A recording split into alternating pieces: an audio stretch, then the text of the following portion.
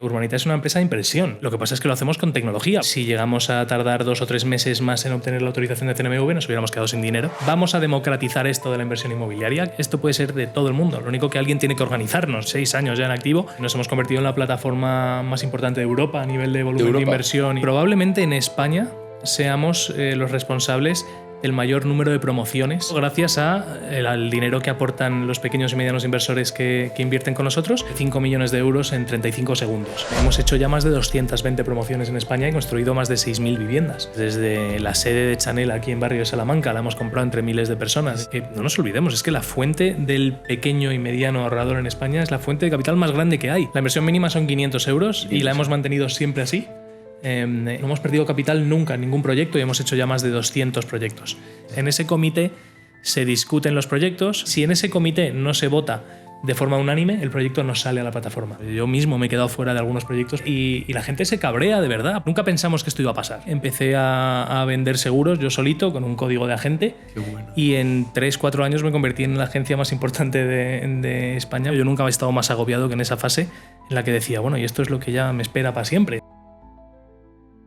¿Qué tal? Bienvenidos al Afterwork de IZA, el podcast de IZA Consultores, donde lo pasamos estupendamente después del trabajo y traemos a ponentes muy interesantes, como el que os traemos hoy. Él es un peso pesado en la financiación alternativa inmobiliaria en España. Él es Diego Bestard, él es el fundador y CEO de Urbanitae y un emprendedor con una carrera muy dilatada y, como digo, pues, uno de los líderes o el líder en financiación alternativa. Bienvenido, Diego, ¿cómo estás? Muy bien, oye, mil gracias por la invitación. La verdad es que un placer estar aquí, estamos muy cerquita además. Sí. O sea que ha sido un paseo agradable hoy por Madrid y un placer estar aquí con vosotros. Encantado de recibirte. Hablando de un poco de Urbanitae, vamos a empezar hablando de tu empresa y luego iremos hablando un poco más de tu trayectoria y de tu conocimiento. Cuéntanos un poco de Urbanitae para el que no sepa qué es, a qué os dedicáis, cómo nació y qué estáis haciendo. Vale, pues a ver, Urbanitae es una plataforma de inversión inmobiliaria que lo que hace es juntar a muchos inversores de distintas tipologías, ¿no? Desde inversores pequeños, que es quizás por lo que más se nos conoce, ¿no? Por el componente de crowdfunding, por ponerlo en contexto, inversores que invierten de media entre 2.000 y 3.000 euros por proyecto, a inversores de muchas más cantidades, ¿no? De cientos de miles o incluso de millones de euros. Y lo que hacemos es juntar a todo este tipo de inversor para entre todos tener suficiente músculo financiero para poder invertir en grandes proyectos inmobiliarios. Uh-huh. Entonces, pues lo que se ha hecho toda la vida con un amigo, un vecino, un familiar, a veces no tan exitosamente, de juntarnos entre unos pocos y comprarnos algo para reformarlo y venderlo, o reformarlo y alquilarlo, lo que sea, pues nosotros lo llevamos a la máxima expresión y juntamos a miles y miles de personas, cientos de miles en realidad, para en vez de comprarnos un piso, pues quizás comprarnos un edificio entero o un solar o un hotel o un centro comercial o pues los grandes proyectos inmobiliarios que hay en nuestro país, ¿no? Y esto pues con pequeños y medianos inversores que nos juntamos. Y eso es lo que hacemos. Empezamos en el 2017, no empezamos a operar hasta el 2019, que es cuando obtuvimos la autorización de CNMV. Nuestra actividad es una actividad regulada por la Comisión Nacional del Mercado de Valores. Y cuando ya obtuvimos la autorización en junio del 2019, abrimos la plataforma al público para empezar a hacer operaciones y desde entonces, pues, anda que no ha llovido, ¿no? Pero bueno, han pasado ya más de 5 años, 6 años ya en activo y nos hemos convertido en la plataforma más importante de Europa a nivel de volumen de inversión y de volumen de proyectos y probablemente en España seamos los responsables del mayor número de promociones de cualquier entidad.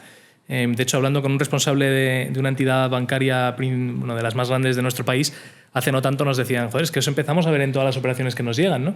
Hemos hecho ya más de 220 promociones en España y construido más de 6.000 viviendas. 6.000 viviendas, qué maravilla. Y esto gracias al dinero que aportan los pequeños y medianos inversores que invierten con nosotros y también gracias a los promotores que acuden a nosotros para financiarse. Qué maravilla, qué orgullo de poder estar abarcando tanto y financiando tanta vivienda que tanta falta hace en este país. A mí lo que más me gusta de vuestra visión es que dais acceso a inversores diminutos para lo que es el mercado, a proyectos muy grandes de una forma innovadora que ha sido pues, a través del crowdfunding, que a lo mejor antes pues era lo que decías tú, te juntabas con tus amigos, oye, me prestas tal y cual, pero de una forma muy poco profesional y vosotros lo habéis profesionalizado. Vaya esfuerzo ha tenido que ser desde el 2017 hasta el 2019 para cumplir la regulación, me imagino. Bueno, fue más que un esfuerzo, fue un esfuerzo de contención masiva. Yo venía de haber montado otra empresa tecnológica también a un ritmo excepcional a nivel de intensidad y velocidad y capital invertido y bueno, pues venía de esos años en los que ya me quedaba poco pelo, pero en esos años terminé de perderlo por completo ya y me empezaron a salir canas en la barba. Y bueno, pues yo cuando monté Urbanitae dije, bueno, voy a tener unos mesecillos para pues poder pensar en la empresa, pensar el nombre, toda la parte bonita de la creación de algo nuevo, ¿no? Pensé que iban a ser unos mesecillos. Cuando ya llevaba año y medio esperando la respuesta de CNMV ya me subía por las paredes, ¿no? Tenía un director de marketing que no podía hacer marketing. Claro. Tenía todo montado y preparado para salir y es verdad que se hizo esperar, ¿no? Pero bueno, por suerte sobrevivimos esos años. Yo siempre cuento la anécdota, sobre todo en círculos emprendedores, porque muchas veces vienen y, oye, qué éxito Urbanitae, ¿no? Y yo, pues obviamente, agradezco cuando la gente nos dice eso. Pero por otro lado, sé en cuántos puntos hemos estado al borde de la muerte, con el precipicio delante, ¿no? Y dices, bueno, sí, pero podía haber caído la moneda del lado equivocado y Urbanitae hubiera desaparecido, ¿no? Y cuántas empresas pues, les ha pasado eso, o lo contrario. Pues en ese momento cayó la moneda del lado correcto y sobrevivieron. En nuestro caso, si llegamos a tardar 2 o 3 meses más en obtener la autorización de CNMV, nos hubiéramos quedado sin dinero para pagar nóminas y no sé si hubiéramos seguido adelante con el proyecto. Qué complicado es emprender y qué complicada una startup, más en este sector pues tan regulado. Sí. Que pues enhorabuena por haber alcanzado por haber salido de esa larga espera. Y interesante, ¿cómo surgió la idea de Urbanitae? ¿Cómo se te vino a ti a la mente? Pues a ver, de 2 maneras. La más romántica y real también quizás es la de... Yo siempre lo cuento, ¿no? Yo pasaba todas las mañanas por delante de la torre que hay en la Plaza de España, aquí en Madrid, que estuvo cerrada con tablones en las paredes y en las puertas no sé cuánto tiempo, yo creo que más de una década. Y siempre se hablaba, esto es de un grupo de no sé qué, que lo va a traspasar al grupo de no sé cuál y lo ha comprado no sé qué empresario y sigue cerrado. Yo pasaba por ahí y decía, me cago en la leche con lo que me cuesta pagar la oficina de 70 metros que tengo aquí en el centro de Madrid y aquí cuántos miles de metros tenemos en plena Plaza de España abandonados. Si todos los que pasamos por aquí adelante pusiéramos un dinerillo, nos comprábamos el puñetero edificio y lo sacábamos adelante, ¿no? Y una cosa que es un poco tonta, ¿no? Pero eso, llevado a su máxima expresión y utilizando la tecnología, que es de donde yo venía, ¿no? Del sector fintech, y precisamente utilizando el modelo y la solución regulatoria del crowdfunding, vimos una oportunidad tremenda, ¿no? Pero siempre pensando en jugar en las grandes ligas de la inversión inmobiliaria. Es decir, vamos a democratizar esto de la inversión inmobiliaria, que no sea solo de profesionales, de grupos hoteleros, de empresarios de renombre. Esto puede ser de todo el mundo. Lo único que alguien tiene que organizarnos, ¿no? Claro. Que tiende a ser lo complicado. Entonces, habiendo esa fórmula en vista, pues dije, oye, esto tiene todo el sentido, ¿no? Entonces nos decidimos a arrancar y a montar Urbanitae, ¿no? Precisamente para eso, para juntar a muchos y no quedarnos en inversiones pequeñitas. O sea, es verdad que al principio empezamos con lo que podíamos, que eran cosas pequeñas, pero siempre tuvimos el objetivo de entrar en las grandes ligas y poder leer un día en Expansión o en El Economista o en cualquier periódico de tirada nacional el grupo no sé quién y Urbanitae adquieren la torre X para reformarla y alquilársela a X empresa, ¿no? Estar ahí jugando en las grandes ligas con Pepe y Loli y la prima de Loli, claro, que han puesto 1.500 euros cada uno y han podido invertir en un pedacito de ese edificio. Increíble, la verdad. La inversión mínima, ¿cuál es la que tenéis? La inversión mínima son 500 euros y la hemos mantenido siempre así. Y me preguntan mucho por qué 500, y esto fue un debate filosófico. Tuve 2 años para debatirlo mientras esperaba CNMV, claro. Pero yo quería que fuera una cantidad lo suficientemente alta para que la gente se piense en dónde está entrando, porque esto no deja de ser una inversión y nosotros somos bastante radicales con esto de que queremos que la gente entienda dónde invierte y si no lo entiende que nos llame y si sigue sin entender lo que no invierta. Entonces 500 euros ya pica lo suficiente como para decir, oye, a ver dónde me estoy metiendo, ¿no? Claro. Que estoy poniendo ahí 500 euros. Pero es lo suficientemente bajo para que cualquiera se pueda iniciar en esto de la inversión inmobiliaria. Entonces, bueno, esa es la cantidad mínima. Me parece espectacular. Al final, en España, que no tenemos a lo mejor una cultura de ahorro financiero muy importante, está todo normalmente ligado a la inversión inmobiliaria, pero directamente, que al final pues, supone un capital, mover un capital muy grande para la economía doméstica. pero vosotros acercáis esa inversión profesional que puede estar a la altura de cualquier fondo internacional al inversor más pequeño. Sí, sobre todo lo que decías, ¿no? La inversión inmobiliaria, yo creo que vosotros que también estáis en el sector, quizás en un segmento más premium, pero yo creo que es un anhelo que tenemos todos, ¿no? Yo creo que ya por naturaleza, porque tendemos a decir que es algo muy español, pero yo he vivido en Estados Unidos y la gente también quiere su casa. Es decir, esto yo creo que es humano, ¿no? Desde que el primer ser humano entró en una cueva con una antorcha y dijo, esta es mi cueva, y puso así la mano en la pared, hasta hoy, ¿no? Yo creo que es una cosa que llevamos dentro. Y es verdad que la inversión inmobiliaria tiende a hacerse mal. Tiende la gente a invertir demasiado de su patrimonio, o prácticamente todo su patrimonio, sí, en un activo. Ya no hablo de la residencia habitual, ya te hablo de la gente que quiere invertir, que tiene unos ahorrillos. Al final, la regla número 1 de la inversión es la diversificación. Y el inmobiliario, desgraciadamente, no te permite diversificar bien porque normalmente tienes que dedicarle mucho dinero. Entonces, el hecho de poder invertir 500 euros en un proyecto, pues si tienes 10.000 euros puedes invertir en 20 proyectos. Total. Y diversificar a nivel geográfico, diversificar en tipologías de activos, e invertir mejor, que de eso se trata. La verdad que a mí me encanta. No sé si este tipo de inversión que vosotros proponéis únicamente se hace de forma directa con vuestra plataforma o tenéis asesores que vendan, digamos, como si fuera en la banca privada cuando te ofrecen un private equity. Sí, a ver, tenemos dos fuentes de inversores. La principal y la clásica de Urbanitae, sobre la que se nos conoce, es el crowd, y esta fuente a nivel de captación de ese cliente se hace, pues, primero, lo más importante, el boca a boca entre inversores, luego redes de campañas de marketing, bueno, pues un poco el push de lo que llamamos en el mundillo de outbound, ¿no? Salir a buscar al cliente. Y luego tenemos la fase de inbound, es decir, bueno, perdón, el inbound sería la parte de marketing y el outbound es salir a buscar al cliente con el equipo comercial. Y ese equipo comercial, tenemos un equipo de wealth que se dedica a buscar a ese inversor más sofisticado, más grande, que busca invertir en activos como los que publicamos, ¿no? Entonces, bueno, pues tenemos un poco las dos patas, pero es verdad que la inversión mayoritariamente viene de ese cliente inbound que llega a nosotros a través de campañas y de habernos conocido a través de contactos suyos. Qué maravilla. En todo el tiempo que habéis tenido, que habéis estado operando y que estáis operando, ¿cuál es la TIR media que habéis sacado para el inversor? Sí, bueno, nosotros tenemos dos tipologías de proyectos distintas, ¿no? Hacemos tanto deuda como equity o plusvalías. El blended, hemos devuelto ya más de 100 millones de euros en dinero que se había invertido y la media de la rentabilidad es superior al 13% TIR, 13% anualizado.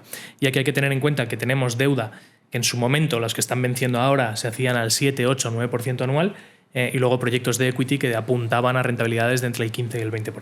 Ostras, pues son unas inversiones, unas rentabilidades muy buenas para lo que es el mercado. Sí, son rentabilidades buenas, rentabilidades sobre todo bastante seguras. Es decir, nosotros hemos tenido, en deuda, la verdad es que han sido unos años excelentes para la deuda inmobiliaria, en los que asumes muy poco riesgo y las rentabilidades han sido buenas, sobre todo cuando empezaron a subir los tipos y ya te ibas a rentabilidades por encima del 10%, pero sobre todo muy seguras. No hemos perdido capital nunca en ningún proyecto y hemos hecho ya más de 200 proyectos. Entonces, yo creo que en el mundillo financiero uno habla del upside y del downside, ¿no? Es decir, lo que puedes ganar versus lo que puedes perder. Y la verdad es que el binomio del riesgo y rentabilidad que obtenemos en la tipología de proyectos que hacemos es excelente. Es muy difícil encontrar rentabilidades de doble dígito con el riesgo tan bajito que tienen los proyectos que publicamos. Y en cuanto a la liquidez del inversor, ¿es solo hasta término o puede haber ventanas de liquidez? Pues mira, eso es uno de los puntos flacos, yo creo que del inmobiliario en general y de nuestro modelo de negocio específicamente también, ¿no? Nosotros no tenemos liquidez, es decir, tú entras en un proyecto y recuperas tu capital cuando el proyecto se liquida. Vale. Entonces tú no tienes la disposición de decir, oye, me han venido mal dadas, voy a, aunque sea mal vender esto para recuperar mi dinero, ¿no? Eso no lo puedes hacer, te tienes que quedar hasta el final. Que por otro lado, y teniendo en cuenta al público al que nos dirigimos, que es pues cualquiera que vaya por la calle y que quiera ahorrar o invertir, a veces te protege. Yo es que en una vida anterior fui asesor financiero y a veces lo que hace es protegerte contra ti mismo. Es decir, el hecho de no poder meter la mano en el tarro y sacar tus ahorros para irte de viaje por impulso, o incluso cuando te vienen mal dadas y decir, ostras, necesito el dinero pero no lo puedo tocar, de alguna manera sales adelante sin haberlo tocado y eventualmente dices, me alegro de no haberlo cogido, ¿no? Entonces, es verdad que ortodoxamente en el mundo financiero la liquidez o falta de ella la falta de liquidez siempre es un punto negativo, pero en la vida real, a la práctica, para la mayoría de personas, el no poder tocar el dinero acaba siendo un punto normalmente positivo. Yo estoy completamente de acuerdo con lo que dices. Sí. Y de hecho, cuando estabas diciendo que era el punto flaco, yo te iba a decir, bueno, depende. Al final, pues tú tienes el background financiero de Avante y yo he estado en ATL y los dos beben de la misma fuente de conocimiento. Y la base del negocio de estas dos empresas, lo más importante es la planificación financiera. Sin duda. Y a la hora de invertir, cuando se habla de inversiones ilíquidas, que suelen ser para inversores sofisticados, yo creo que es así porque bueno, hay que tener pues, esa parte de planificación o de conocimiento financiero de cuándo voy a necesitar el dinero. Sí. Si hablamos de una iliquidez y una rentabilidad media o alta, como es el caso de vuestra propuesta, si se habla de eso para una pequeña parte del patrimonio, es excelente que no se pueda tocar, porque así obligatoriamente vas a ganar dinero, vas a tener una rentabilidad positiva. Sí, a ver, yo es que a la hora de planificar a nivel financiero, yo me crié en Estados Unidos y empecé mi carrera allí como planificador, asesor financiero, sí. Y de hecho cuando me volví a España encajé muy bien en Avante porque es exactamente lo que yo venía haciendo, que en ATL y en Avante también se hacía, pero era bastante extraño en España, ¿no? Sí. Porque en España era una cultura financiera mucho más de vender producto y no asesoramiento, ¿no? Y yo venía precisamente de asesorar, ¿no? Y a mí me inculcaron mucho en mis primeros años de trabajo la estructura financiera de lo que llamaban la casa financiera, ¿no? Y los cimientos siempre eran la cuenta de emergencia, tener ahí 6 meses de gastos en una cuenta 100% líquida que puedas acceder a ella en cualquier momento si hace falta. Y luego a partir de ahí pues ya había distintos niveles, ¿no? Pero la inversión, hablabas de un porcentaje pequeño de tu patrimonio, pues depende de cómo tengas ese patrimonio, ¿no? Si excluimos la vivienda habitual y tú ya tienes en una cuenta líquida de 6 a 12 meses de gastos fijos e incluso variables, de gastos habituales, que puedes acceder a ella en caso de que pase cualquier cosa, pues hombre, no necesariamente tiene por qué ser una parte pequeña de tu capital. ¿Por qué? Yo sinceramente, y bueno, yo obviamente no soy el mejor ejemplo, pero yo invierto prácticamente todo mi dinero de inversión en proyectos de Urbanitae. Porque me cuesta ver, sinceramente, el binomio riesgo-rentabilidad que os comentaba antes, me cuesta encontrar otro producto que me aporte algo similar. Luego tengo los clásicos fondos indexados con Indexa, de mi amigo François, pero bueno, la verdad es que gran parte de mi patrimonio está ahí metido. Qué maravilla. Hombre, si tú no... O sea, tú que eres el CEO tienes que creer en el proyecto. Sí, la verdad es que creo en él a muerte, sin duda. Y eso es, bueno, también hace que vaya mejor. Al final, si no entrases, no financiarías justo el proyecto. O sea que... Sí. Vamos a hablar ahora un poco de la tecnología que hay detrás de Urbanitae y de cuáles son los cimientos que hacen que esta plataforma pues, sea el líder. Pues a ver, yo soy un friki de la tecnología y de hecho vengo ligado al mundo fintech desde los inicios del push de fintech, ¿no? En el mundo de Venture Capital.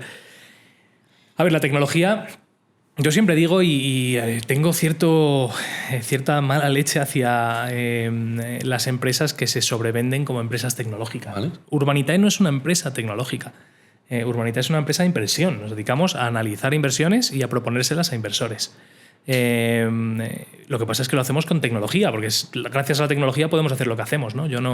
Tenemos una oficina física, obviamente, para meter a los 80 empleados que somos, pero no recibimos al cliente en la oficina. De vez en cuando vienen a vernos, pero no es así, ¿no? Nosotros utilizamos, por ejemplo, pues, toda la plataforma de pagos está desarrollada. Cada cliente que se registra en Urbanitae tiene una cartera digital donde tiene sus fondos, la distribución de todos esos fondos y ponerlos en común a la cartera digital de los proyectos. Luego, pues, todo lo que es el seguimiento de los proyectos, cómo se van llevando a cabo, las juntas de propietarios o de socios que hay que convocar para tomar decisiones de inversión se hacen todas a través de la plataforma. La única manera de juntar a miles de personas para invertir en un activo es utilizando la tecnología, que es lo que hacemos nosotros, ¿no? Porque de lo contrario pues habría que convocarles en una sala enorme, que todo el mundo viajara a donde fuera la reunión y sería inviable, ¿no? Es absolutamente imposible, ¿no? Entonces, gracias a la tecnología hemos podido montar una empresa de inversión muy buena, ¿no? ¿Por qué te digo lo de que tengo cierta mala leche hacia las empresas? Porque yo ya llevo muchos años en el mundo fintech y he visto de todo, ¿no? Hace 10 años todo el mundo se llenaba la boca hablando de Big Data y cualquier empresa que tuviera una página web decía utilizamos el Big Data para mejorar nuestros... Decías, pero Big Data tienen 5 empresas en España y 4 son un banco y una es una teleco. Es que no hay más. Luego pasamos del Big Data al Machine Learning y luego pasamos del Machine Learning al Blockchain. Ahora todo el mundo utilizaba Blockchain y todo el mundo tokenizaba todo. Y era como, pero si es que es irrelevante para tu negocio. Claro. Ahora todo el mundo habla de la IA, ¿no? Todo el mundo IA. Y IA enabled. Y si necesitas levantar un dinero de un venture capital, si no pones IA por algún sitio, olvídate que no lo vas a levantar. Entonces, estas modas hacen que todo el mundo se ponga el pin de yo soy no sé qué, yo soy no sé cuál, y luego van pasando los años y te das cuenta de que era humo, ¿no? Entonces, bueno, Urbanitae no es una empresa tecnológica, Urbanitae es una empresa de inversión apalancada 100% en la tecnología. Muy bien. Y de esa tecnología en la que se fundamenta pues, la conexión de inversores que pueden ver su activo, lo que han invertido, y luego, por otro lado, los proyectos o los promotores a los que financiáis, ¿ese desarrollo lo habéis hecho interno, con equipo? De hecho, el primer año era prácticamente yo solo, con 4 ingenieros, mi cofundador, que es el CTO, y 3 ingenieros más, y estábamos todo el día desarrollando tecnología. O sea que, mira, una de las cosas buenas, en retrospectiva, mirando desde ahora para atrás, ¿no? Una de las cosas buenas que tuvimos de tener que esperar tanto tiempo a CNMV fue que tuvimos mucho tiempo para desarrollar la tecnología propia, ¿no? Claro. Y bueno, pues eso hemos ido afinándolo y tenemos ya un stack de tecnología bastante completo. Al final, la tecnología que tendréis se parece un poco a las aplicaciones que tiene un banco, pero más aplicado a vuestros proyectos individualizado. Justo, sí, tú puedes ver tu perfil con los movimientos que tienes, tienes tu cartera digital que toma todos los apuntes digitales de cuánto dinero tienes, están todas separadas, cada uno tiene su cartera y no se junta con las demás, el panel de control, el seguimiento de los proyectos, tenemos la app, tenemos la web, que eso requiere equipos separados también. Al final, pues bueno, tenemos un equipo de tecnología muy bueno, y ya te digo, liderado por mi CTO, que es el primer empleado de la empresa y sigue estando con nosotros hoy en día. Y bueno, pues la verdad es que sí, la tecnología es propia. Interesante. A la hora de invertir en activos inmobiliarios, ¿cómo empezasteis? Porque has dicho, oye, empezamos invirtiendo en lo que pudimos. ¿Y cómo ha ido evolucionando el tipo de activo en el que os metéis? Pues empezamos llamando, yo llamaba personalmente a cada una de las personas que se registraba en la plataforma para preguntarles, oye, ¿dónde carajo nos has encontrado? La mayoría eran invitados de empleados nuestros o amigos nuestros. Y luego, pues, cada vez que invertía alguien, a mí me saltaba un email. Oye, sería inviable porque invierten miles y miles de personas todas las semanas. Pero a mí me saltaba un email que decía invest y 2 exclamaciones. Entonces yo veía quién había invertido y rápidamente llamaba a esa persona y le decía, oye, he visto que has invertido, cuéntame cómo has visto el proyecto, qué te ha gustado, por qué te has decidido. Los proyectos que empezamos a hacer, el primer proyecto de hecho fue un proyecto en Valladolid con un promotor con el que seguimos colaborando hoy en día. Qué bueno. Un promotor que no necesitaba nuestro dinero, pero le llamó la atención la tecnología y esto de juntar a muchos pequeños y tal y cual, y dijo, oye, yo esto lo tengo financiado, pero si queréis meter un ticket pequeñito de 200.000 euros os dejo. Y claro, yo en la sala le dije, sí, por supuesto, vamos a los 200.000 euros. Y según se fue el promotor, se fue Mario de la oficina, miré a mi compañero Jorge y le dije, ¿de dónde vamos a sacar 200.000 euros? Entonces, bueno, pues ponte a llamar a todo el mundo y a convencerles de que inviertan, ¿no? Bueno, pues eso, si adelantas hoy en día, ese proyecto fue una promoción en Valladolid en la que entramos con el promotor a aportar, creo que fue el 40% del capital para comprar un suelo. Qué bueno. En el centro de Valladolid para hacer una promoción pequeñita de 10 viviendas, creo que eran. Y bueno, pues eso, al final empezamos haciendo precisamente eso, entrar en equity, en sociedad con promotores para comprar suelo y pedir licencias y construir. Y luego hemos hecho, pues desde la sede de Chanel aquí en Barrio de Salamanca, la hemos comprado entre miles de personas y nos paga Chanel un alquiler todos los meses, bueno, a hoteles en Oporto, a co-livings en Málaga, a promociones de 200 viviendas. Es decir, estamos ya por toda España, hemos hecho ya más de 500 millones en inversión. Fíjate tú si hubiera tenido que llamar a cada uno de los euros invertidos en eso. Pero bueno, hemos hecho ya más de 500 millones de inversión en toda la tipología de producto inmobiliario que hay, ¿no? También hemos hecho flipping, de comprar activos en zonas prime como donde estamos ahora mismo, en Barrio de Salamanca y en el centro de Madrid, para reformarla y venderlos después. Un poco todo, ¿no? Yo siempre digo que somos agnósticos si el deal tiene sentido. Mientras haya una tiene interesante. Si la oportunidad tiene sentido y el riesgo que estamos asumiendo es razonable versus la rentabilidad que a priori nos va a generar, nosotros estamos dispuestos a estudiarlo y a llevarlo a cabo. Qué maravilla. ¿Y cómo aglutináis tanto conocimiento? Porque, claro, hay un gestor de inversiones. Alguien dice, oye, ¿esto tiene sentido o no? Sí. ¿Quién es ese alguien? Pues ese alguien es un grupo de alguienes. Nosotros tenemos un comité de inversión formado por nuestros directores del equipo de inversión o equipo inmobiliario y 2 personas externas a Urbanitae que, por ortodoxia, yo siempre he querido tener a personas que no tuvieran ningún tipo de presión comercial a la hora de... Quiero decir, que no tienen ninguna presión de, oye, necesitamos sacar producto porque si no, no llegamos a los objetivos y me echan a la calle, ¿no? Es decir, personas externas a Urbanitae con criterio, con cierta trayectoria y que nos aporten ese know-how al comité de inversiones. Qué Entonces, bueno. en ese comité se discuten los proyectos, se analizan los proyectos con los parámetros que nos hemos marcado y se toman las decisiones de inversión. Y si en ese comité no se vota de forma unánime, el proyecto no sale a la plataforma. En ese comité también está nuestro director de Asset Management. Y esto es importante porque es él el que luego se come los proyectos una vez invertidos y tiene que asegurarse de que vayan bien. Claro. Entonces, si el equipo de inversión te trae un proyecto y el equipo de Asset Management lo ve y dice, tío, no me vuelvas a traer este proyecto, que mira lo que nos está pasando en el de al lado, ¿no? Pues tienes también ese check. Entonces, es importante mitigar los conflictos de interés internos. Yo, de hecho, he estado en el comité de inversiones hasta hace muy poco y me salí del comité. Y ya no voy a los comités, todavía me cuesta mucho porque ahí es donde se toman las decisiones de inversión, pero entendiendo que yo era la máxima expresión de esa presión de que la empresa vaya bien, Claro. Pues decidí estar fuera del comité para no influenciar las decisiones del mismo. Qué duro pero qué mérito, porque al final has puesto unos cortafuegos muy importantes que te han permitido, pues, oye, no equivocarte en ninguna de las inversiones que has hecho hasta el momento. Bueno, equivocarnos, nos hemos equivocado, no en el sentido de haber perdido capital, Claro, pero es verdad que hemos aprendido muchísimo. Es decir, nosotros ahora somos un animal muy financiero, mucho más financiero que inmobiliario, esa es la verdad. Y al principio veíamos las cosas de una forma muy, muy financiera. Vale. Es decir, muy números, muy análisis de riesgos, muy análisis de sensibilidad, muy cuál es el upside y dónde está el downside. Muy de private equity, o sea, muy de inversión financiera.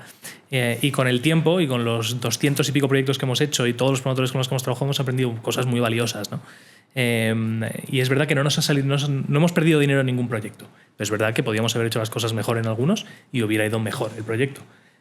Así que bueno, uno siempre comete errores, ¿no? Pero es verdad que ahora ya con todo lo que sabemos pues cometemos menos. Eso me alegro. Me refería a los errores a no haber palmado dinero. Eso al final es lo que nadie quiere. Y menos los inversores. Y, por ejemplo, ¿tienes alguna anécdota de un proyecto que estimabais que iba a ser un ultra rentable y luego no lo fue? Sí. ¿Y otro que no lo fue y luego resultó serlo? Pues sí, tengo una anécdota. Mira, nosotros hicimos un proyecto, esto fue justo antes de que explotara Urbanitae como llegó a explotar, que creo que eso es bastante interesante comentar, pero luego lo hablamos.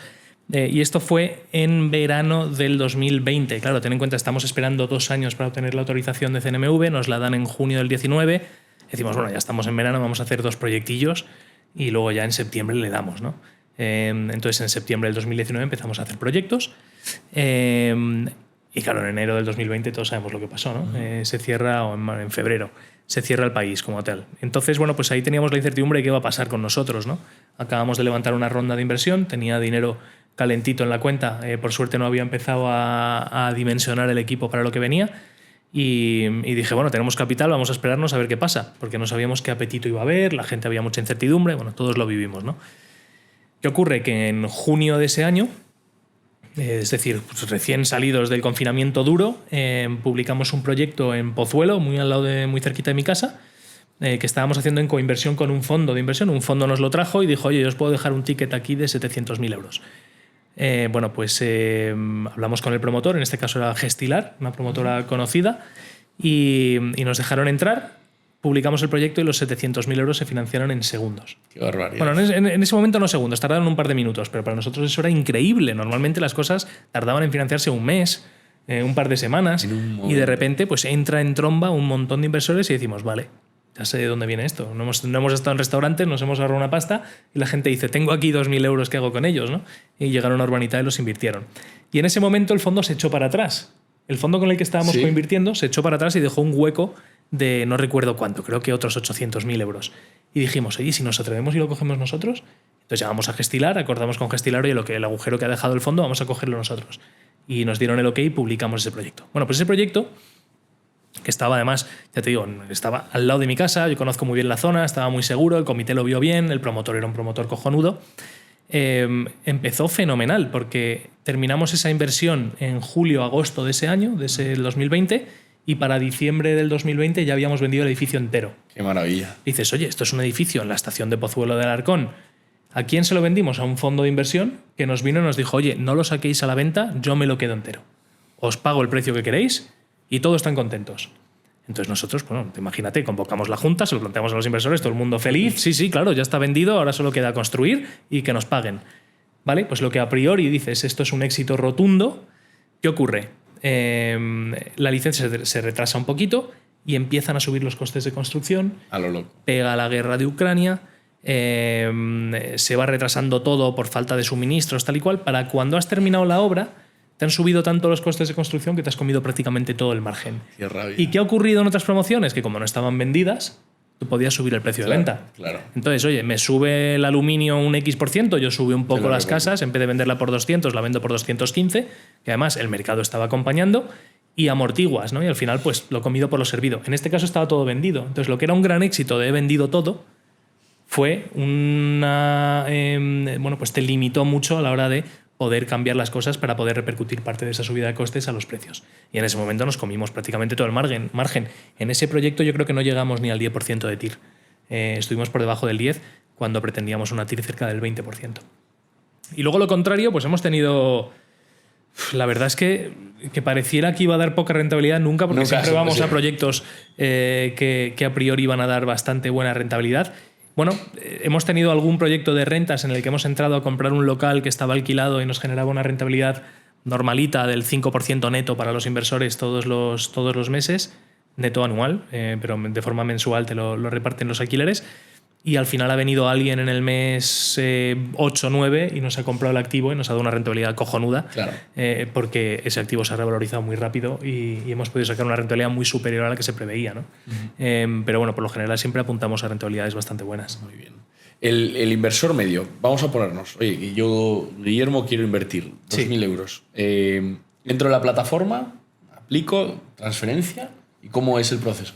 Bueno, transferencia, te santiguas, tocas madera y te pones una alarma en el móvil para que 10 minutos antes de la apertura del proyecto de la semana que viene, que tanto ha gustado y por el cual has metido dinero en tu wallet para poder invertir, se abre, ¿no? Entonces nosotros anunciamos los proyectos con antelación y damos 4 o 5 días para que la gente se los mire. ¿Por qué hacemos esto y por qué te digo que tocas madera, te santiguas, te pones la alarma? Pues por lo que te decía antes, ¿no?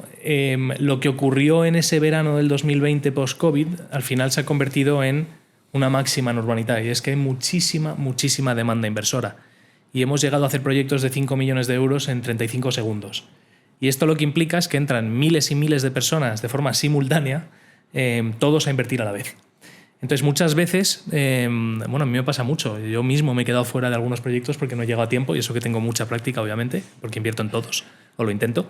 Pero vamos, yo también, cada vez que hay un proyecto, yo cruzo los dedos para que mi mujer logre entrar, porque muchas veces me llega un WhatsApp de me he vuelto a quedar fuera otra vez. ¿En serio? Y la gente se cabrea de verdad, porque tú le dedicas tiempo a mirar el proyecto, a estudiártelo, te gusta, preparas el dinero y llega el momento, a las 4 de la tarde parece que es un concierto de Coldplay. Claro, es decir, se hace muy difícil, ¿no? Y es algo que nunca lo hicimos, nunca pensamos que esto iba a pasar.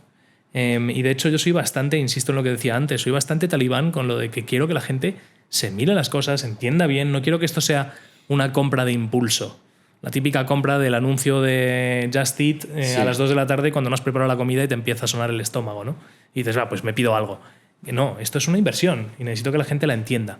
Entonces por eso al final pues hicimos algo que no se había hecho nunca, que es anunciar los proyectos con antelación para dejar a la gente 4 o 5 días de mirarse las cosas antes de tomar la decisión. Claro. Pero bueno, básicamente lo que has dicho, hay que registrarse en la plataforma. Se pide muy poca documentación, el DNI y datos personales para hacer el blanqueo de capitales y tal. Y tienes que tener el dinero disponible en tu wallet digital, no tiene ningún coste.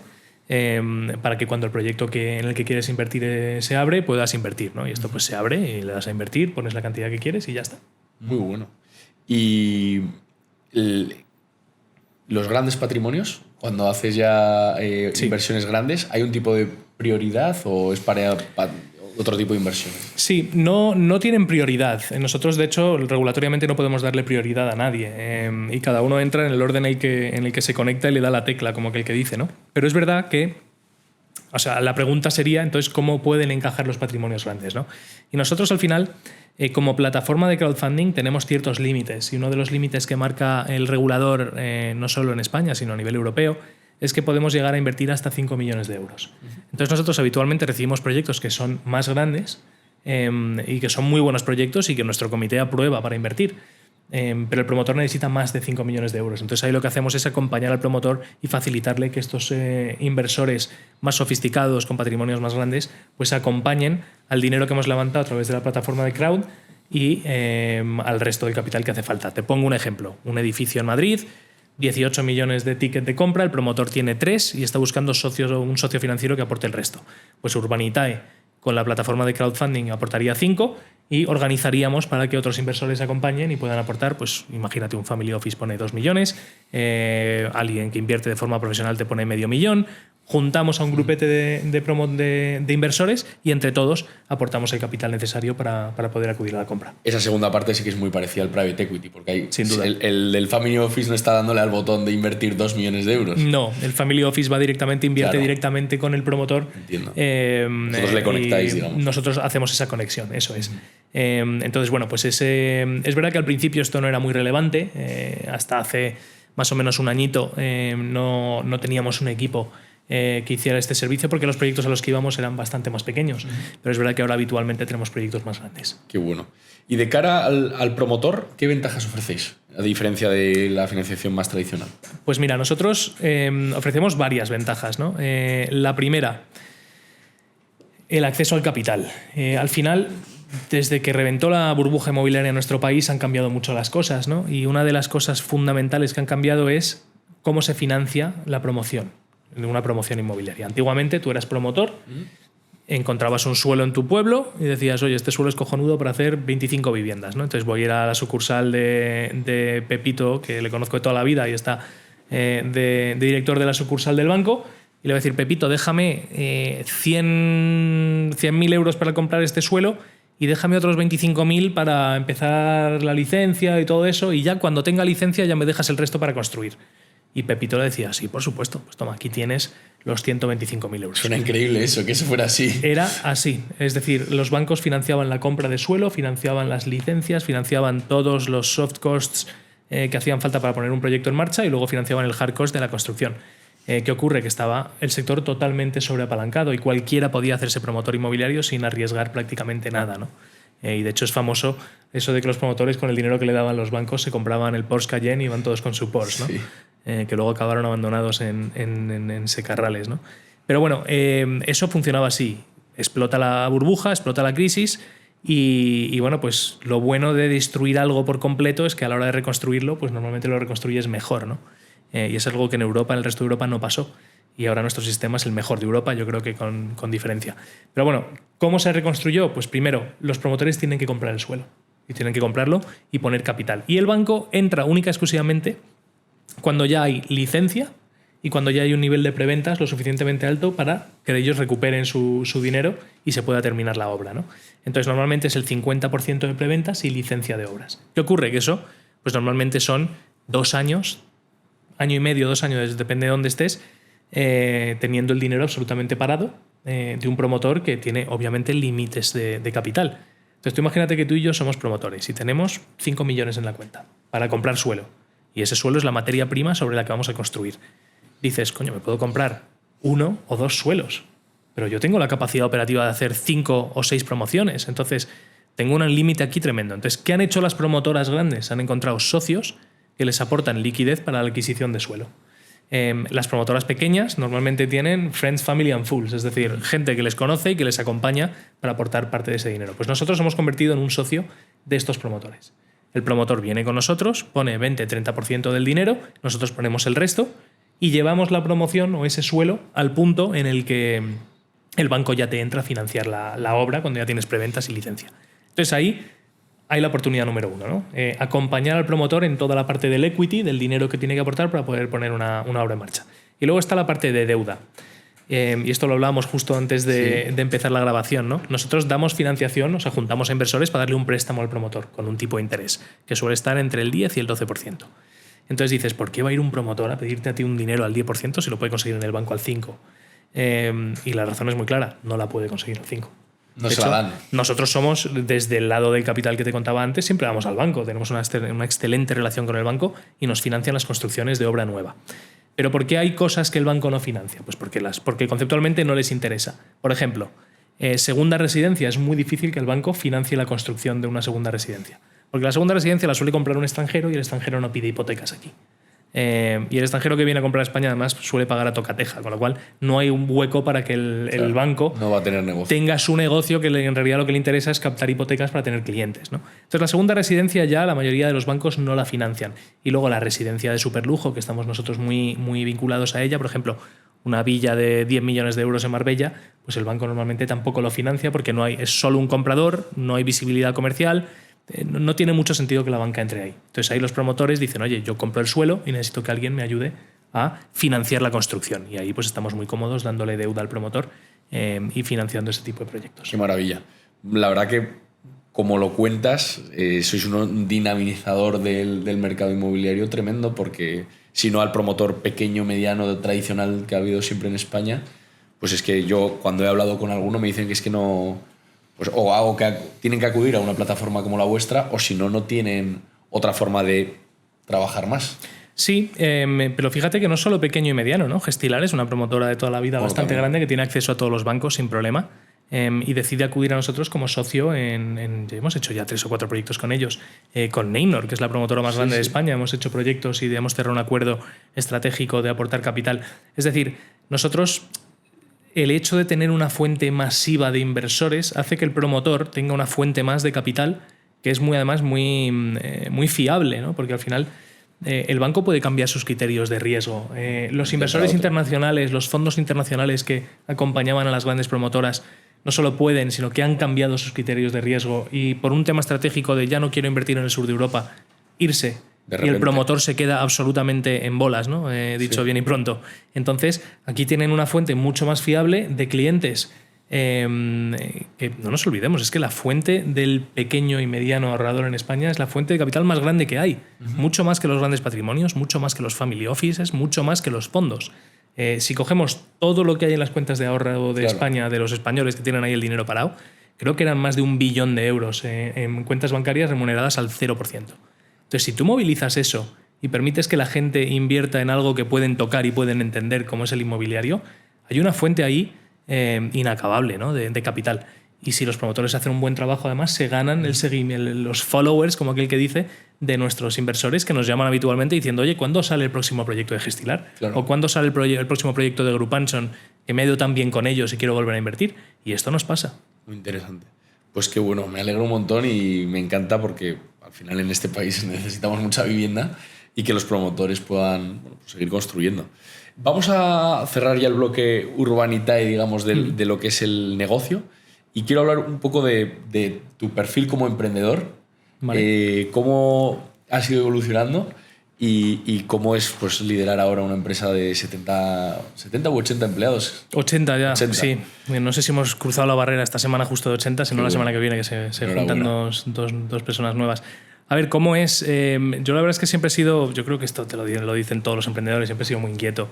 Desde pequeño siempre estaba liando saraos en casa y en el cole y haciendo cosillas, ¿no? Pero bueno, yo me mudé a Estados Unidos con 9 años con mi familia y estuve ahí hasta los 24 que me volví a España a vivir.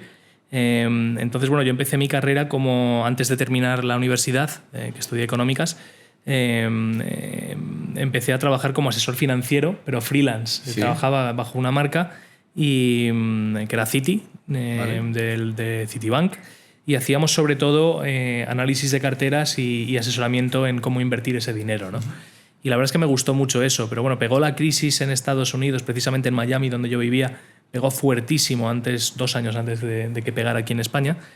Y bueno, pues yo ya estaba con mi novia, que hoy es mi mujer. Por aquel entonces teníamos 23, 24 añitos y dijimos, oye, ¿por qué no nos vamos a España? Ya estaba mi familia aquí viviendo. Que aquí en Miami está la cosa muy fea y en España se está de puta madre, hay pleno empleo, la economía va como un tiro y tal y cual. Y nos venimos a vivir aquí en el 2008. Es decir, al borde del abismo. Entonces me comí el abismo de Miami y acabé en el abismo de España, donde cayó la hecatombe. Pero bueno, empecé a trabajar en Avante precisamente. Sí. De hecho, me ficharon en UBS, el banco suizo, para hacer banca privada. Pero UBS paralizó todos los fichajes la semana antes de que yo entrara y es cuando ya se desencadenó toda la crisis financiera que me pilló a mí en Avante. Y estuve en Avante trabajando solo 6 mesecillos. A partir de ahí dije, oye, es que yo vengo muy entrenado del mundo americano, de la venta americana, que era una cosa de cuchillo en los dientes y una venta hiper salvaje y muy agresiva. Y tuve la suerte que a mi padre se le quedó un despacho vacío en un despachín que tenía ahí en el centro. Mi padre era abogado. Y le dije yo, papá, me dejas la oficina y déjame tu código de agente de seguros, porque los abogados podían hacerse un código de agente de seguros, que me voy a poner a vender seguros.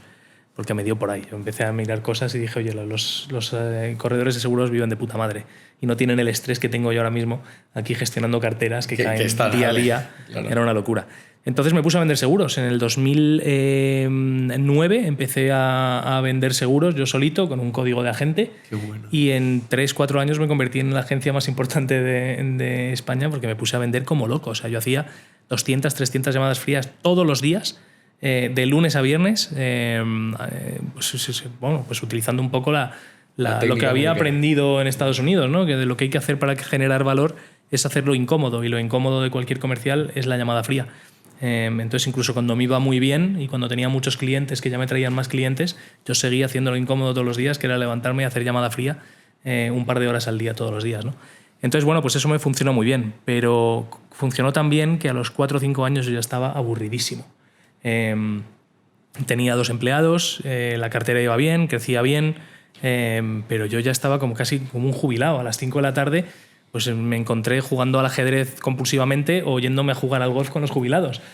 Y tenía 27, 28 años, y no porque me sobrara el capital, el dinero, porque iba muy bien y iba bien a nivel económico, pero no es que yo fuera millonario ni mucho menos, pero es que no me hacía falta hacer mucho. Y empezó a entrarme el agobio. Yo nunca había estado más agobiado que en esa fase en la que decía, bueno, y esto es lo que ya me espera para siempre, o sea, no, yo quiero hacer otra cosa, ¿no?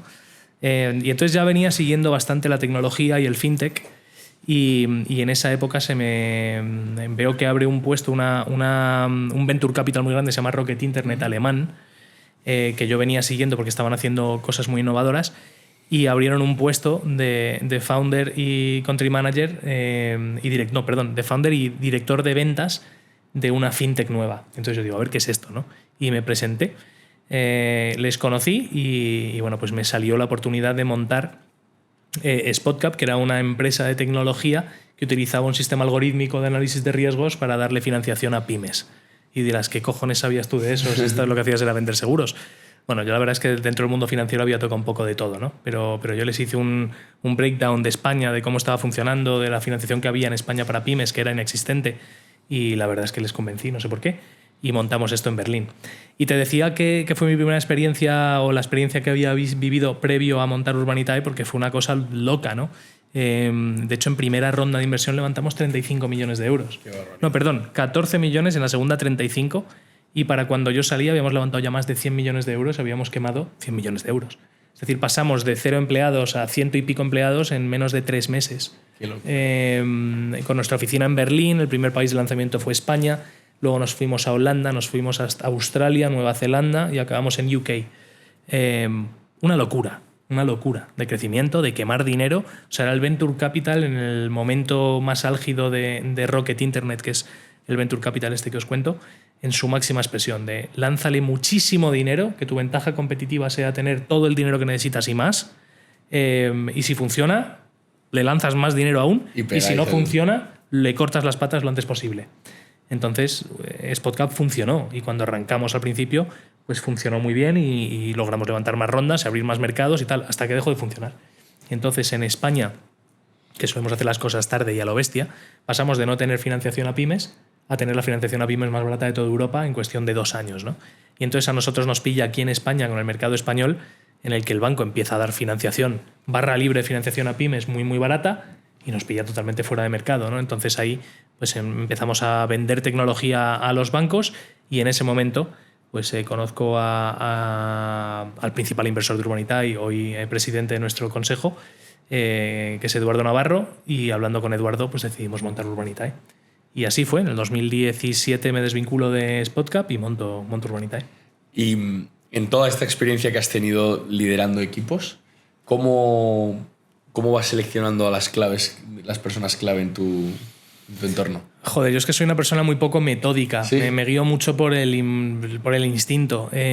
Mira, una cosa que sí que he aprendido y te puedo decir sin ningún tipo de duda es que vale más las ganas que las habilidades. Es decir, yo he tenido casos de gente que veías con muchísimas ganas y que su perfil quizás no era el más obvio, o que su trayectoria no era la más obvia, o que su skill set tampoco lo era, pero esas ganas y esa ilusión por hacer las cosas han hecho que sean gente fuera de serie. Y lo contrario me ha pasado muchas veces. El típico perfil que dices, joder, es que parece que lo han pintado para este rol. Viene de un sitio cojonudo, a nivel técnico es un crack, pero no le ves con esa motivación, esas ganas, al final no suelen funcionar. Entonces esa motivación, esas ganas, cuando viene alguien que tiene ese brillo en los ojos de decir, joder, es que tengo muchísimas ganas de estar aquí, que es lo que yo sentía con la empresa que estaba montando y lo que sentíamos los que montamos esto. Si estás alineado ahí, casi todo se puede aprender y casi todo se puede desarrollar. Pero si no tienes eso, es bastante complicado. Y dicho esto, la clave de cualquier empresa es la gente que la compone, y es a la vez lo más difícil, lo más frustrante y lo más gratificante. Es las personas. Me encanta la reflexión. Yo, mientras te escuchaba, estaba pensando en cómo somos en Diza y hay, pues hay personas de todo, pero el común lo que tienen todos en común es que tenemos unas ganas tremendas. Y ahora estoy recordando incluso mi entrevista, cuando me entrevistaron a mí para trabajar aquí, con David sobre todo, me dijo, me senté en ese despacho y me veía tan ilusionado. Tú lo que tienes son unas ganas tremendas, ¿no? Y yo, sí. Claro. Y me dice, bueno, pues nada, vamos a hacer lo posible, tal. Y como que fue algo así, y lo pienso ahora con el equipo que tenemos. Y cuando ha venido alguien con una trayectoria muy importante, pero con una motivación justa, no funciona. Y si tienes ganas. Sí, además yo creo que solemos cometer, y yo lo he cometido sin lugar a dudas, el error de mirar el currículum, mirar algún nombre tal y decir, hombre, este ha estado en McKinsey no sé cuántos años, seguro que eso quiero decir. Crack, algo sabrá McKinsey que yo no tengo ni idea, porque McKinsey, fíjate lo que es, y este es un crack. Sí, puede que sea un crack, pero no tiene por qué ser un crack en lo que tú haces y en la cultura que tú has creado. Entonces, sí, yo creo que es fundamental y cada vez lo veo más claro, ¿no? Y de hecho, normalmente ya ni miro los currículums cuando me siento con las personas, que todavía me gusta sentarme con todos los que vienen a Urbanitae antes de que se incorporen. Me fijo más en la persona, en charlar con ellos, en entender un poco cuáles son sus motivaciones, más que en el currículum. Muy interesante. Me encantaría estar hablando mucho más de emprendimiento, pero ya estamos cerrando bloque y vamos a pasar a una parte de casas, de casas ya personales, que es lo que hacemos en Diza. Vale. Y quiero preguntarte, ¿vivienda en el centro de la ciudad o las afueras? ¿Qué prefieres? Para mí, sí. Yo vivo en Pozuelo, en las afueras. Además vengo de haber vivido en Miami, que ahora parece Manhattan, pero antiguamente eran todo urbanizaciones, y a mí vivir en el centro de la ciudad yo creo que me agobia un poco. Sí, ¿no? Mejor a las afueras. Sí. Segunda residencia, ¿sí o no y dónde? Segunda residencia, buena pregunta. Para mí, sí, pero con un modelo distinto. ¿Vale? No sé si conoces Vibla. Algo de eres muy innovador tú. Sí. Además, conozco muy bien al fundador y me parece un modelo cojonudo. La compra compartida. Comprarla entre varias personas y poder utilizar la casa cuando la utilizas, que son 6 semanas al año. Sí, probablemente segunda residencia sí. Y soy más de montaña que de playa, ¿sí? La verdad. Sí. ¿Pirineo? Pues la verdad es que no tengo segunda residencia en Pirineos, pero me motiva más. Si me escucha mi mujer me va a decir playa siempre, pero soy más de montaña. Picos de Europa me parece una pasada, por ejemplo. Qué bueno. Se incendia tu casa, ¿qué salvas? Bueno, primero mis gatos, obviamente mi mujer y mi hijo, que salen corriendo conmigo, mis gatos y luego mi guitarra. ¿Tu guitarra? Sí. ¿Te divierte? Una de ellas, además. ¿Sí? Tengo varias, pero tengo una que... La preferida. Que sí. ¿Qué tienes en tu mesilla de noche? Pues tengo el Kindle lleno de un montón de libros, muchos de ellos que no me he terminado ni me terminaré, y otros que sí que devoro. ¿Y qué más tengo en la mesilla de noche? El Kindle, sí. Sí, muy bien. ¿Un consejo que darías a esos jóvenes que están empezando a emprender y que están desarrollando la idea y el negocio? ¿Qué les dirías? Joder, esto es dificilísimo. ¿Qué les diría? Que creen el lugar de trabajo donde a ellos les apetece estar. Ya que tienes la gran suerte de estar emprendiendo y de crear tu entorno de trabajo, la mayoría de la gente trabaja en un sitio que no ha creado. Ya que tienes la grandísima suerte y responsabilidad de crear un sitio, crea el que a ti te gusta. En mi caso, crear el sitio donde a mí me gusta estar pasa por crear una cultura donde la gente disfruta y está rodeado de gente que está feliz, que está alegre, incluso en los momentos más complicados, que estamos todos disfrutando del camino, ¿no? Pero bueno, yo le diría eso, que ya que tiene la gran suerte de poder crear su lugar de trabajo, créalo a lo que a ti te apetece. Joder, juega, disfruta del viaje. Qué maravilla, me ha encantado. Pues yo creo que con esa reflexión nos quedamos y vamos a despedir el podcast. Diego, un placer, estás en tu casa cuando quieras. Muchísimas gracias, un placer. Nos vemos pronto, hasta luego.